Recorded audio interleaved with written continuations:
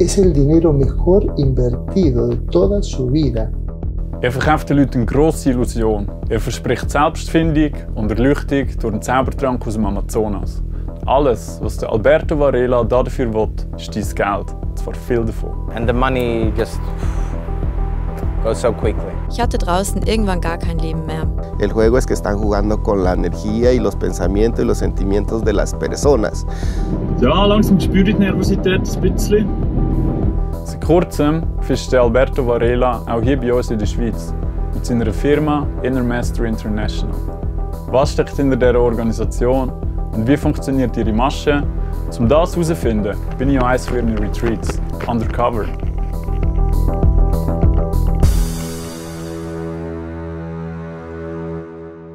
Alles hat angefangen mit dem Werbevideo, wo mir der Instagram-Algorithmus in meinen Feed gespült hat. Nach einer Veränderung in deinem Leben, Retreat der inneren Evolution.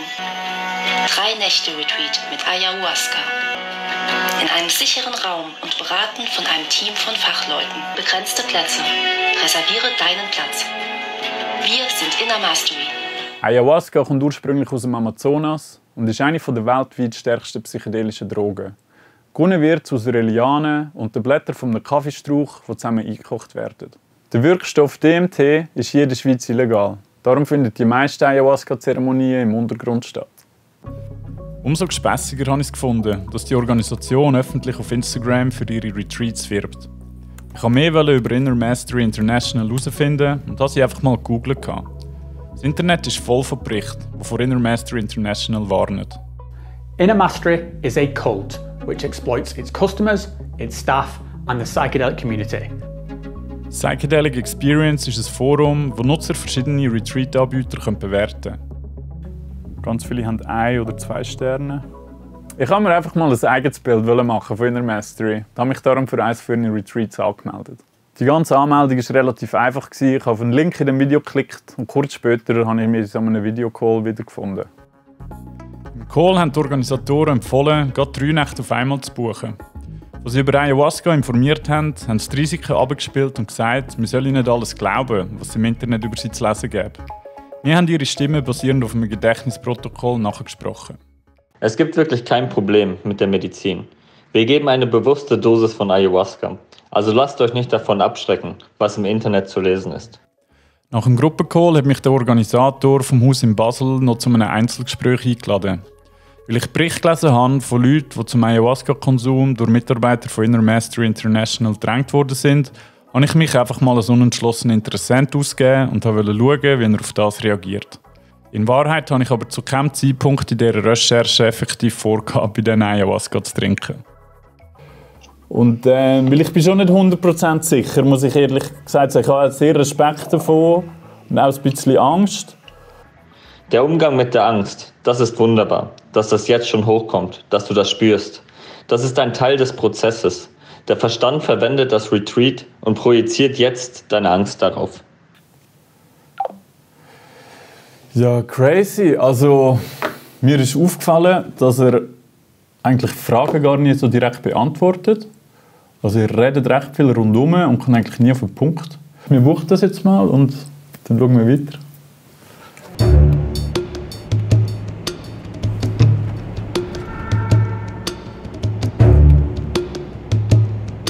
Nach einer Überweisung von 250 Franken auf ein spanisches Bankkonto habe ich die Adresse vom Haus bekommen. Es liegt mitten in einem beschaulichen Familienquartier in Aesch, im Kanton Basel-Land.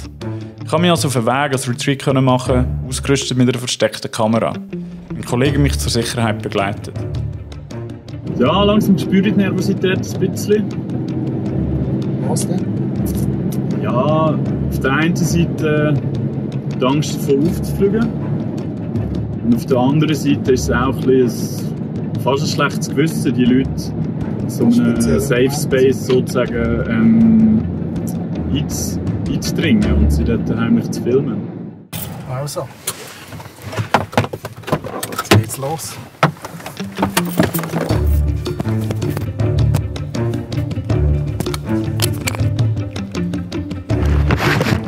Ich stelle meine Kamera an, es geht los.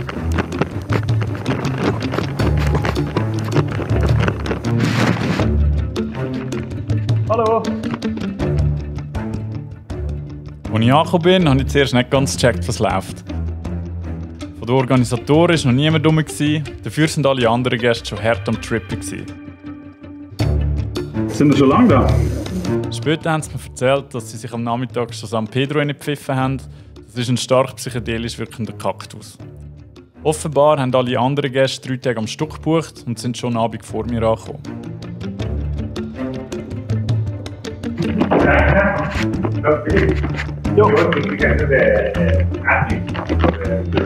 Nach etwa einer Stunde ist dann ein Organisator für das Check-in-Gespräch auf mich zugekommen. Er hat mich gefragt, welche Substanz ich alle nehmen möchte.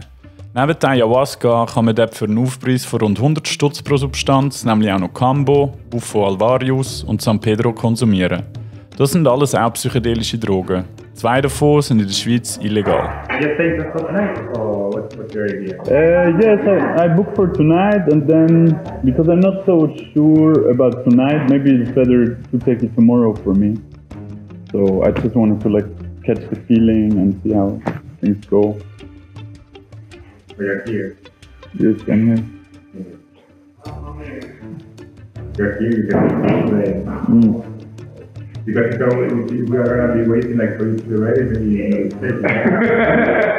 Maybe. No, I mean, yeah. I'm ready to do it. Nachdem ich mehrmals Nein gesagt habe, hat er mich darauf hingewiesen, dass wenn ich nochmal eine Nacht buche und das Ayahuasca erst morgen trinken, dass ich es für heute Abend trotzdem schon zahlen muss. Als ich gesagt habe, okay, no problem, hat er endlich aufgehört, mich zu bearbeiten und hat mich sogar noch an die Zeremonie am Abend eingeladen.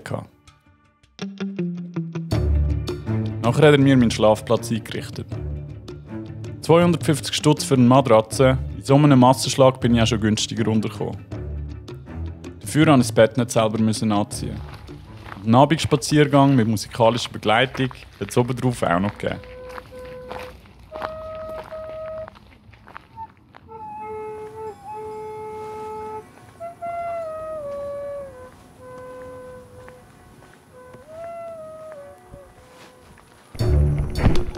Nach dem Spaziergang haben sich alle hier im Keller für die Ayahuasca-Zeremonie eingefunden. Die Organisatoren nehmen sich viel Zeit, um auf alle Fragen der Gäste einzugehen. 2 Frauen sagen, dass sie unsicher sind, ob sie schon parat sind. Doch die Organisatoren schaffen, sie zu überzeugen. Nachher hat der eine Organisator die Flasche mit Ayahuasca in den Raum gebracht.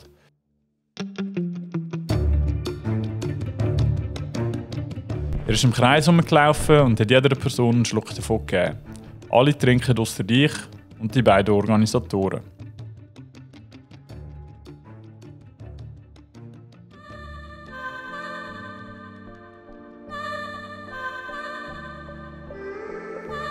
Okay, während die da alle die anderen Sphären abschweben, haben wir Zeit für einen kleinen Exkurs. Was passiert eigentlich im Hirn, wenn man Ayahuasca trinkt? Ein Neurologe erklärt es so. Was dann passiert ist, dass das Hirn weniger hierarchisch strukturiert ist, sondern viel mehr Regionen miteinander reden. Und auch die Verbindungen, die werden länger. Also sonst redet man sehr kurzfristig. Das Hirn redet auch noch mit dem Nachbar meistens. Und in diesem Zustand redet es auch mit viel weiteren Regionen. Die Einheitsgefühl, Verbindungsgefühl, das kennt man schon recht gut. Da wird wie das Ich oder das Selbst aufgelöst, nämlich auch Ego-Dissolution. Und das kann halt im guten Fall zu einem mystischen Zustand führen, wo man extreme Verbundenheit empfindet. Im schlechten Fall kann es zu einer ängstlichen Ich-Auflösung, wo die Leute Panik bekommen. Wer bin ich noch? Aber sicher ist es so, dass autobiografisches Gedächtnis besser wird und das hat schon ein grosses therapeutisches Potenzial. Richtig angewendet können psychedelische Drogen in der Medizin also einen Nutzen haben. Im Untergrund kann die Sicherheit der Teilnehmer aber nicht garantiert werden. Das Retreat, das ich besuche, spielt sich im Untergrund ab. Das ist ja immer im Underground. Man weiss ja nicht, wie gut die Qualität ist. Man kann sich auch nicht wehren, oder? Es ist ja kein Vertrag, es ist keine Haftpflicht. Oder solange man natürlich in den Untergrund geht, ist man dann im Untergrund und ist man einfach nicht geschützt, also körperlich nicht geschützt, aber auch rechtlich nicht geschützt.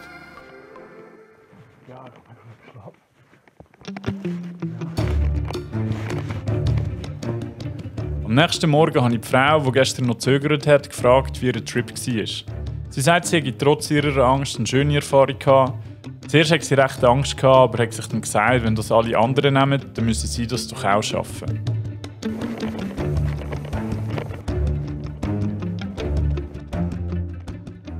Nach dem Gespräch bin ich aber ans Frühstücksbuffet. Dort habe ich auch noch mitbekommen, wie die beiden Organisatoren einen Witz über die Leute gemacht haben, die am Morgen Cambo ausprobiert haben. Das ist eine andere Droge aus dem Amazonas, die aus einem Froschsekret gewonnen wird. So one person dies, we put like kind of the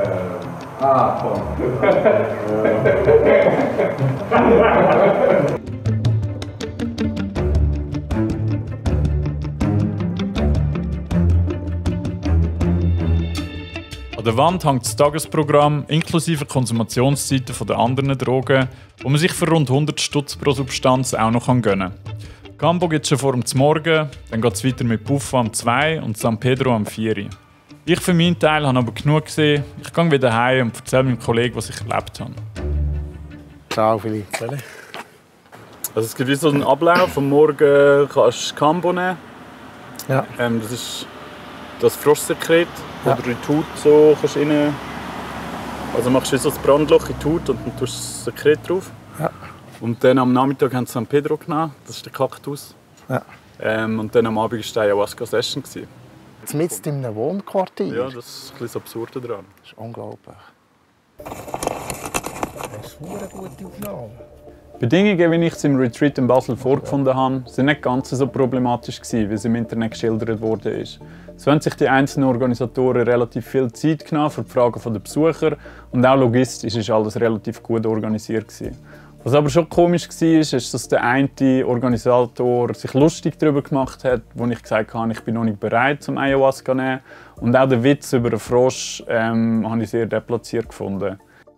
Inner Mastery International ist eingebettet in ein grosses Firmengeflecht. Im Zentrum steht die Dachorganisation Beyond Inner.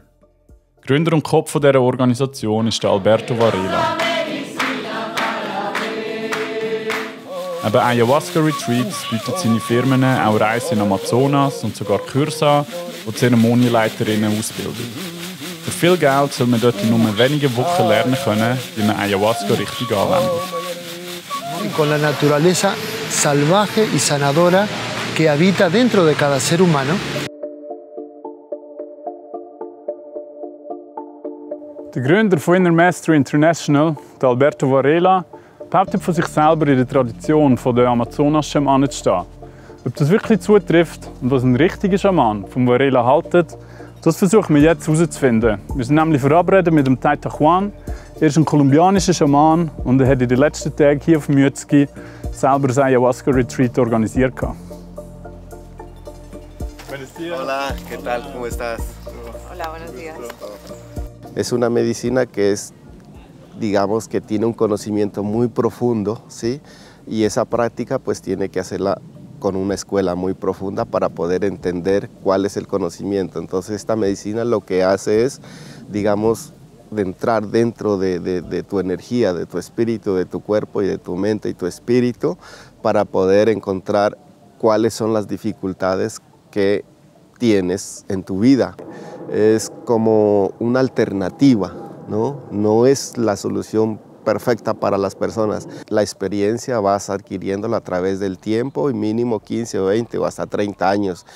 Señor Varela, pienso que él es muy inteligente, no lo va a negar, y él ve la oportunidad y utilizó. Abren escuelas y te dicen en 2 meses ya puedes ir a dar ayahuasca. Entonces yo pienso que eso es como estar jugando, es un juego. Pero el juego no es que tú vayas a dar medicina, tú lo haces. El juego es que están jugando con la energía y los pensamientos y los sentimientos de las personas. Pero muchas personas no lo entienden. Estas situaciones hacen que distorsione la verdadera práctica de los médicos tradicionales, de las prácticas ancestrales de los pueblos, ¿saben? Es una apropiación también. Taita Juan organisiert in der Schweiz selber auch Ayahuasca-Retreats. Er sagt aber, als Mitglied von einer indigenen Gemeinschaft sei seine Arbeit als Schaman durch eine internationale Konvention geschützt. Der Taita Juan wirft in der Mastery International also kulturelle Aneignung und einen leichtfertigen Umgang mit Ayahuasca vor. Obwohl nach eigenen Angaben von dieser Organisation weltweit schon 50'000 Leute an ihren Kursen und Retreats teilgenommen haben, hat kaum jemand mit mir reden. Nach langem Suchen habe ich doch noch jemanden gefunden. Wir haben uns in Zürich an der Limit zu einem Gespräch getroffen. then I really felt like I saw a path or something, you know, with these people. Like, yeah, I'm supposed to be with these people. Marcus hat knapp ein Jahr bei einer Master International in ihren Häusern in Italien und Spanien gelebt und gearbeitet. Aus dieser Zeit stammt auch das Bildmaterial, das er mir zugespielt hat.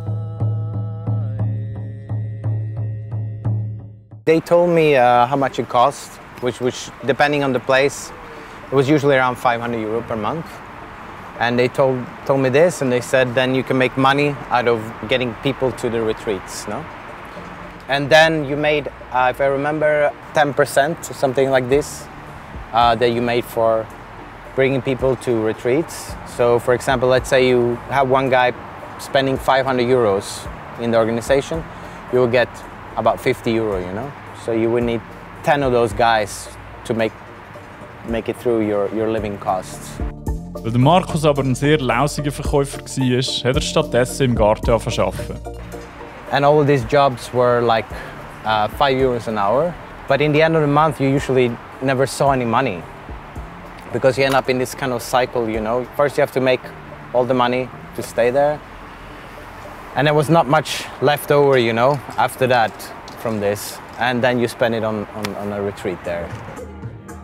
Obwohl der Marcus viele Widersprüche gesehen hat, ist er trotzdem fast das ganze Jahr geblieben, weil er hat immer darauf gehofft, bald die grosse Einsicht, die allumfassende Erleuchtung zu finden, von der Alberto in seinen Kursen redet. I remember at one point, I looked at my bank account, came with like almost 10,000 euro, you know. Now I went into my account, I remember I had 550 euro or something, you know. I was like, okay, you can stay one more month and that's it. Like, you have to take some action here. So, if it was so unsatisfying, this experience, why do you think you stayed? What kept you there? Yeah, good question. I guess that I was suffering, and I guess I searched for connection and some healing, you know. I think I was just telling myself, stay longer, stay in this vibe, you know, this community, this energy, and you will eventually get it or whatever. They will help you, you know. Die meisten Aussteiger, mit denen ich aber geredet habe, haben mega Angst davor gehabt, mit Medien zu reden. Sie haben Angst vor Konsequenzen oder vor Verurteilung durch Menschen, die heute noch in diesen Häusern drinnen wohnen. Ich habe mit mega vielen geredet und schlussendlich doch noch eine Person gefunden, die recht tief drin war. Sie hat ihr Gesicht aber nicht zeigen und ihre Stimme haben wir auch nachher gesprochen. Es gibt normalerweise Frühstück, Mittag und Abendessen. Ansonsten bist du praktisch den ganzen Tag immer am Arbeiten. Und am Wochenende musst du auf Retreats gehen. Wie kann man so Pläne machen? Ich hatte draußen irgendwann gar kein Leben mehr. Die Person hat während einem Jahr in mehreren Ländern für Inner Master International im Telemarketing gearbeitet und die Leute zu diesen Retreats beraten. Weil sie rund um die Tour verfügbar sein musste, hat sie praktisch alle ihre sozialen Kontakte verloren. Und deine Familie? Schlecht, sehr schlecht. Die hatten gedacht, sie haben mich verloren. Aber zum Beispiel an Geburtstage oder so? Nein, bin ich nicht. Weil ich keine gute Beziehung mehr mit meiner Familie hatte. Weil ich bei denen war. Hast du manchmal ein schlechtes Gewissen, dass du Leute reingebracht hast? Am Anfang nicht, weil ich selber daran geglaubt habe. Ich dachte, das hilft den Leuten. Aber gegen Ende hin nicht mehr. Da hatte ich manchmal schon ein schlechtes Gewissen. Denn viele Leute kamen ja auch zu uns, weil sie Probleme hatten. Die haben Kinder, aber vielleicht Stress mit der Frau. Und wenn sie in einer schwachen Phase sind, kann man leicht von ihnen profitieren. Die sagen, ja komm, lass dein altes Leben hinter dir. Komm zu uns und genieße. Liebe findest du überall. Inner Master International macht seine Mitglieder finanziell abhängig. Einerseits müssen sie in Organisationen arbeiten, um ihre Fixkosten zu decken. Andererseits müssen sie teure Kurse besuchen, damit sie ihren Mitgliedsstatus behalten können. Und für diese Kurse können sie zudem nur in einer eigenen digitalen Währung zahlen, einem sogenannten Inner Coin. Unsere jüngste Schöpfung heißt Inner Coin. Das ist unsere eigene Währung, die aus Liebe geschaffen wurde. Die haben so eine Währung kreiert, den Inner Coin. Damit kannst du alle Dienste intern bezahlen. Mitglieder dürfen ausschließlich in dieser Währung zahlen. Du wirst dieses Geld nicht in Euros wiederkriegen. Hast du auch mitbekommen, dass Leute psychische Probleme bekommen haben? Ja, zwar nicht so oft, aber es kommt vor. Psychosen zum Beispiel.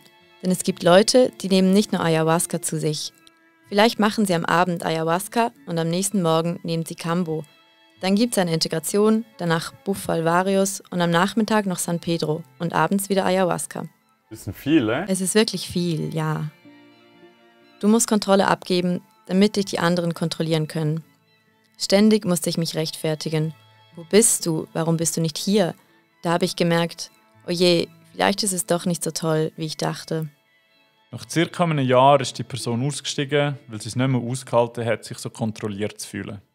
Inner Mastery präsentiert sich gegen aussen als familiäre Gruppierung, die den Leuten mit Ayahuasca einfach nur helfen will. In Wahrheit geht es ihnen aber nur um eins, nämlich ums Geld. Durch die Retreats gelangt Inner Mastery immer wieder an neue Mitglieder, die sie gezielt rekrutieren können. Die Insider reden von perfiden und manipulativen Methoden. Alle haben so ein bisschen die gleiche Story, die sie erzählen, nämlich als sie das erste Mal ins Retreat gekommen sind, haben sie es mega cool gefunden und haben gedacht, sie würden gerne dieser Gruppe beitreten. Und kaum sind sie dabei gewesen, hat die Gruppierung ein anderes Gesicht gezeigt, hat ganz viele Erwartungen gestellt, hat das Leben angefangen zu kontrollieren und hat sie eigentlich einfach abgezockt. Um herauszufinden, welche Gefahr von dieser Gruppierung ausgeht, habe ich mich mit einer Expertin von der Sektenberatungsstelle REL-Info getroffen. Sie arbeiten mit 26 Kriterien, die sektenähnliche Gruppierungen beschreiben. Ich bin bei meiner Recherche auf den Schluss gekommen, dass insgesamt 18 von den 26 Merkmale auf unserer Liste erfüllt sind. Das heisst, die Gemeinschaft gilt als eine, die mehrere problematische Merkmale aufweist. Umgangssprachlich kann man auch sagen, dass sie sektenähnliche Strukturen aufweist oder als Sekte genannt wird. Ich zeige dir jetzt, was mir die ehemaligen Mitglieder alles erzählt haben. Dabei gehen wir die einzelnen Merkmale dieser Liste durch. Ein wichtiges Beispiel: finanzielle Abzocke. They said then you can make money out of getting people to the retreats, no? Er hat von einem Schneeballsystem geredet.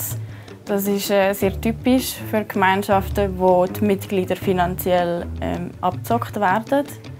Das heisst, sie investieren am Anfang sehr viel eigenes Geld in die Gemeinschaft investieren. Andererseits muss man möglichst viele andere Personen können rekrutieren und dazu bringen, sich bei der Gemeinschaft anzumelden als Mitglied, damit man dann überhaupt erst eigenes Geld verdient. Ein weiteres Beispiel von so einem Merkmal: das Firmenimperium. I saw some paper and it was like 8-10 different companies with different logotypes and I was like, what is this? And Inner Mastery was just one. Das Merkmal vom Wirtschaftsimperium, und das ist jetzt im Fall von dieser Gemeinschaft ganz klar gegeben, weil sie bestehen aus einem Geflecht von verschiedenen Unternehmen und Organisationen. Ein weiteres Beispiel ist der Führungskult, wo mit charismatischen Führern betrieben wird. Varela wohnt nicht in der Gemeinschaft, der wohnt woanders. Der wohnt richtig gut. Er hat ein großes Haus mit Swimmingpool und fährt Jaguar. Er gilt innerhalb der Gemeinschaft als Leader, was natürlich auch sehr gefährlich kann werden, weil die Tendenz ist, dass die Mitglieder alles machen und alles befolgen, was er als Leader sagt und verlangt. Außerdem wird Inner Mastery International durch die Anwendung von Ayahuasca ein Heilmittelversprechen suggerieren. Ein weiteres Merkmal, das ebenfalls gefährlich ist. Weil sie auch damit werben, dass wenn man die allumfassende Wahrheit erkannt hat, dass man dann alle Probleme auch lösen damit. Man hat eigentlich die Antwort auf alle Fragen und auf alle Probleme, die man hat. Der grösste Handlungsbedarf sehe ich in der Sensibilisierung, dass man über die Gemeinschaft aufklärt, dass man aufzeigt, dass so, wie sie sich nach außen präsentieren, das die innere Wirklichkeit nicht abdeckt. Wir haben Inner Mastery International die Möglichkeit gegeben, auf die wichtigsten Vorwürfe zu reagieren und haben ein Mail geschickt mit etwa 10 Fragen. Es ist lange keine Antwort gekommen, bis gestern Abend ein Mail aus Spanien, das aber nicht unterzeichnet war. Und Antworten hat es dort keine drin gehabt, sondern lediglich die Drohung, dass sie ihre Anwälte auf uns loslassen werden. Darum sind wir jetzt auf dem Weg nach Ash, nochmal ins Haus. Dort findet heute nochmal das Retreat statt. Und ich werde versuchen, dort den Organisator zu konfrontieren.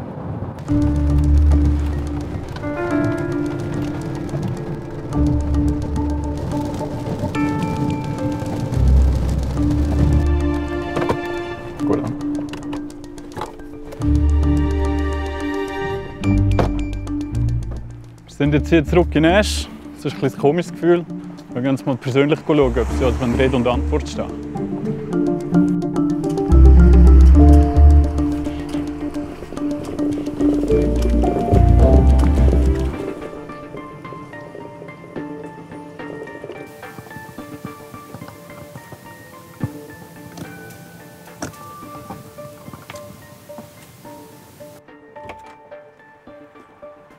Da, von Philipp von SRF. Ja, danke.